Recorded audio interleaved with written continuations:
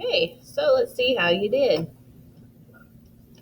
An objective summary, you should have only had to have two in this left box here. It's an account of the main points of a document, essay, book, etc. Removes needless details and gives a more concise explanation. Those are the two that you should have put under what is an objective summary.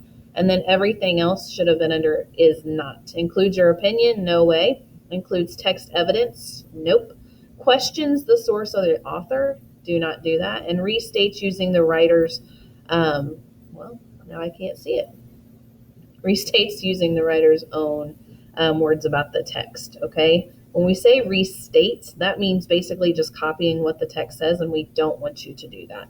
Okay, so hopefully you did okay. All right, is there a difference between fiction and nonfiction objective summaries? Absolutely, okay. I'm going to have you go through here in just a minute and complete all of these. Do you know the difference between nonfiction and fiction? This is going to show me if you do. You're simply going to move these arrows. If it's nonfiction, you want to put it in front of the nonfiction piece.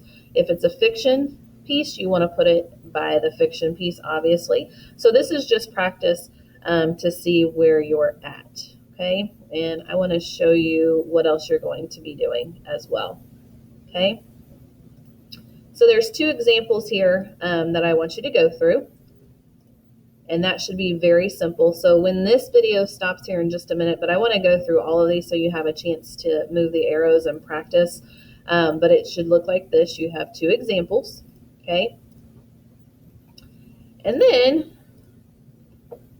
I want you to know what an objective summary answers, okay? If you're like, well, what do I actually need to put in my paragraph? An objective summary answers the who, okay? It answers the what.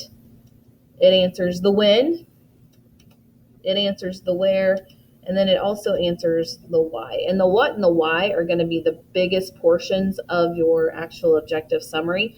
But if you're ever stuck on writing one, just know, did I put the who, what, when, where, and why in my summary so that it tells me what the article was about. So after you move those bigger arrows, okay, this little thing here that we just did, then what you're going to do is you're going to practice this. If you were in person, I would let you pair up with a buddy. You're going to simply move these arrows where you think they need to go, okay?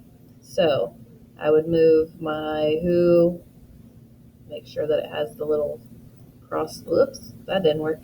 Make sure you're on this and you actually move the arrow where it needs to go, okay? So you are going to read this small little paragraph.